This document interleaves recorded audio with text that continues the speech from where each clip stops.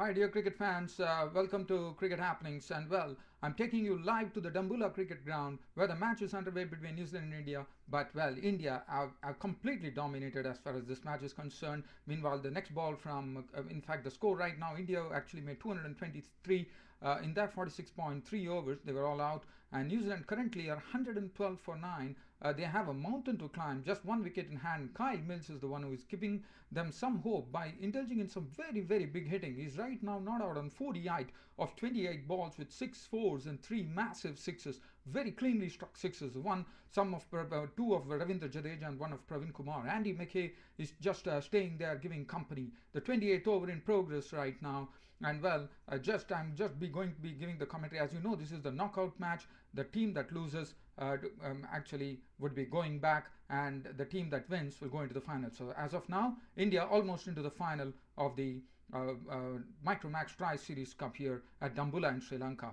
India, just talking about the game, as the meanwhile the 28th over has just been finished, and after 28 overs, New Zealand are 112 for 9 with Andy McKay not out on one of 6 balls. Kyle Mills is 48 of 28 balls not out.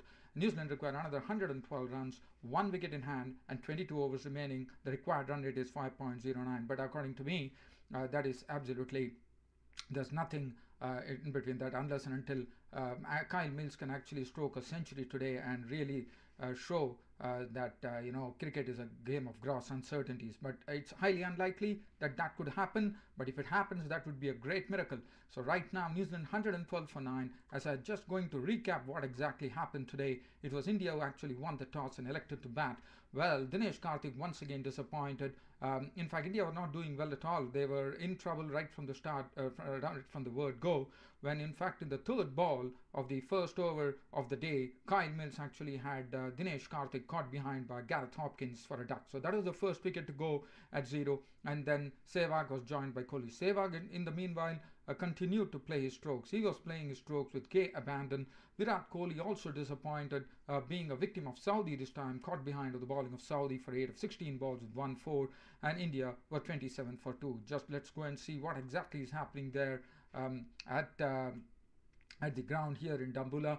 Well, we are still in the 28th over, and we are still waiting for the next over to begin. Who's going to bowl? Maybe there is a discussion going on whether Ravindra Jadeja has been very costly when Kyle Mills has been batting, whether they would like to persist with Ravindra Jadeja. In the meanwhile, so 2 wickets were down for 27, and then Yuvraj Singh walked in, and in the meanwhile, the score had raced along because of Sehwag actually playing some very good strokes for the bowling of Kyle Mills and Saudi. And Sehwag, let me tell you, today was making batting look so easy, and he was playing in the Sehwag-like fashion today. And Yuvraj Singh, once again, this time, who showed form, played a very rank bad shot. He actually tried to pull Andy McKay, and he top-edged it, and Gareth Hopkins behind the wickets actually pouched it, and Yuvraj Singh was gone of 6 of 19 balls with 1 4. And Suresh Raina also just followed Yuvraj Singh into the pavilion as he was caught by Williamson. Actually played a ball on the leg side, and it was beautifully taken by Kane Williamson, actually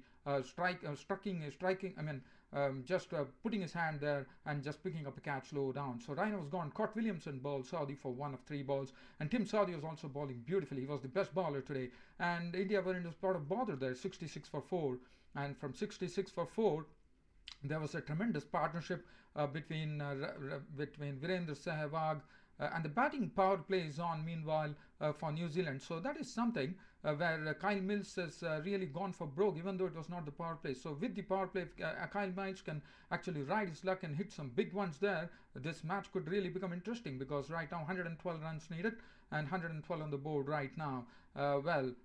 Just in fact, they're having a conversation there, the captain along with his teammates. In the meanwhile, let me get on to the score here. 66 for 4 when Raina departed, and then this partnership of 105 followed, 106 followed for the 5th wicket. This was very, very crucial, and Sehwag was really telling, the way he was playing his strokes, oh, that was superb. Hand-eye coordination was absolutely superb, the ball. And Dhoni also started off in a very confident fashion, actually. In fact, striking a 4 to get off the mark, and then also striking one more boundary. And then he was giving admirable company to Sehwag, and Sehwag was, as I said, he was looking absolutely dangerous today, and he was always set up for 100. And this went on, and Sehwag then also hit a very good 6 of the bowling of Nathan McCullum. and also reached his century. And well, when Sehwag then played a very rank bad shot, but well, Sehwag normally plays like that. In fact, Sehwag got a ball from Nathan McCullum, who actually hit it in the hands of Watling, who took the catch, and he was gone for 110 of 13th ODI 100 for Virendra Sehwag, 110 of just 93 deliveries, 16 fours and 1 6. And the one of the strokes that really stood out was Kyle Mills was actually getting the ball to angle in, and Sehwag just rolled his wrist over and sent it down to the fence. That was one of the best shots that I could say that Sehwag played today. So in the meanwhile, let's see what's happening here at the ground. Going live there, we are still waiting. It seems to just nothing. Let us see what exactly has happened. I'm trying to get you the thing. Still, it is still 112 for 9 of 28 overs. The play is held up for the moment right now. As dear cricket fans, it was 173 for far India at that stage when Sehwag left, and after that India were completely going down because things started. I mean, they were all out for 223. So you could just imagine 50 runs, and in the next 18 overs, not even 18 overs, India played only 15 overs, and everything was over. India were 223 all out. Dhoni, the Nathan McCullum and Saudi just came in and wrapped up the wickets. In fact, it was Dhoni going for 38. He was the second highest scorer after Virendra Sehwag today, caught behind with the bowling of McCullum of 38 of 75 balls, 3 fours. And after that, Ravindra Jadeja was gone for 17. Praveen Kumar was out for 6. Ashish Nehra was caught and bowled Nathan McCullum for a duck. Ishan Sharma remained not out on 8. Munaf Patel was who played today, caught Mackay, bowled Mills for 8. And India were all out for 223 in 46.3 overs. Still waiting there. The players still not started at Dambulla. I'm still waiting for things to be bowled. There seems to be some confusion whether there seems to be confusion about the overs. That's the reason the play has been held up. So we are still waiting as the other thing, bowling figures. Kyle missed 8.3 overs, 1 maiden, 242. Tim Saudi, 10 overs, 2 maidens, 49 runs and 4 wickets. By and large, the best bowler on show for New Zealand today. Andy McKay also bowled well, 8 overs, 1 maiden, 1 for 31. Scott Starries, 6 overs, none for 37. Now, Scott Starries was the one who was not allowed to settle at all by Virendra Sehwag and Dhoni. As soon as he came, in fact, Sehwag started going for his bowling, and that was the precise thing to do. Nathan McCullum bowled well and actually got the tail end batsman, the lower order batsman, into the pavilion. McCullum 10 overs, no maiden, 3 for 35. And Kane Williamson bowled 4 overs. The off spinner bowled 4 overs for 23 runs. Well, as far as the New Zealand reply was concerned, let's see what's happening here. We're still waiting here to get some confirmation as to what is still the score is still there. 22 overs remaining. New Zealand required 112 runs, and 28th over has been completed. Well, so just since the play is still held up, let's talk about the game here. Well, New Zealand had a target of 224 in 50 overs, and well, let me tell you, tremendous bowling by Ashish Nehra, who bowled exactly superbly. In fact, was getting the ball to so close to the batsman's body that the batsmen were finding it very difficult to play it. And but well, before that, Praveen Kumar moving the ball like a banana. As I said, if the ball swings, Praveen Kumar is deadly, and that's what he did.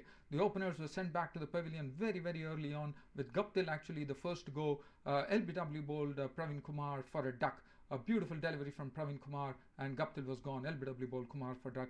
BJ Watling followed to the pavilion because of some very good bowling from Ashish Nehra, who bowled a maiden 2. And then the next over, BJ Watling was gone. Bowled by Ashish Nehra as he chopped down to the stumps for 2. And Ross Taylor followed him to the pavilion, which was the vital wicket for India to get, as Ross Taylor got a beautiful delivery from Praveen Kumar, which actually pitched in. It was held up and just moved in a fraction, and Ross Taylor was pouched up by Dhoni behind the stumps of the bowling of Kumar for 8. And India would have been very, very full of glee as they actually had Ross Taylor, and the New Zealand innings were in real trouble. That 14 for 3, and more trouble followed for New Zealand. That Scott Starries was clean bowled by Kumar. Now this was a bad shot from Scott Starries. The ball is outside the off stump. He tried to drag the ball from the off stump and tried to play a stroke, played onto the stumps, and Scott Starries was walking, bowled by Praveen Kumar for 1 of 15 balls. Kane Williamson was clean bowled by Ishan Sharma for 13 of 27 balls, and they were 41 for 5 at that stage.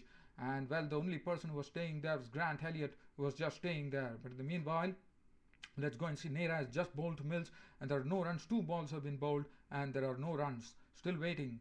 But no, the batting power play That it seems the batting power plays over. There was some confusion, so 112 runs still needed as we are still waiting. The third ball from Nehra to Mills is played on. Dear cricket fans, I have to really gobble up this report because the time is running out here. And as I said, Stardust was gone and New Zealand were really sinking further into the mire as Williamson was a victim of Ishan Sharma for 13. Clean ball by him. And after that, Gareth Hopkins, the wicketkeeper, Munaf Patel came in and took two wickets quickly. LBW ball Patel for a duck, and Nathan McClumbus caught Karthik of the bowling of Patel for 5. And they were, the Elliott was also gone. He was bowled by Patel. In fact, Munaf Patel picked up 3 wickets in the later order and actually had New Zealand in all sorts of trouble, and New Zealand were 53 for it. It looked like whether they were going to reach the 100 mark, but Tim Saudi, Cale Mills actually indulged in some real heroic batting there, but Tim Saudi was gone as Jadeja actually nipped his wicket. Kot Kumar bowled Jadeja for 10 or 5 balls with 1-4 and 1-6, and New Zealand were 80 for 9 at that stage, and currently Kyle Mills with his big hitting has taken them. And right now, the ball from Nehra to Mills, and Mills has actually clubbed it along for a boundary, and he has moved to a 50 of just 32 balls. Right now, Kyle Mills is 52 of 30, not out of 32 balls, 7 fours and 3 sixes. New Zealand 116 for 9 in the 29th over in progress, and the 108 runs needed, 21.2 overs remaining, and 27 overs have been bowled, 116 for 9. Well, dear cricket fans, I think it's most probably it's going to be an Indian victory, and India should be in the final of the Tri-Series Cup at Dambulla in Sri Lanka. That's it, dear cricket fans, for Cricket Happenings. This is Ram signing off. Thank you.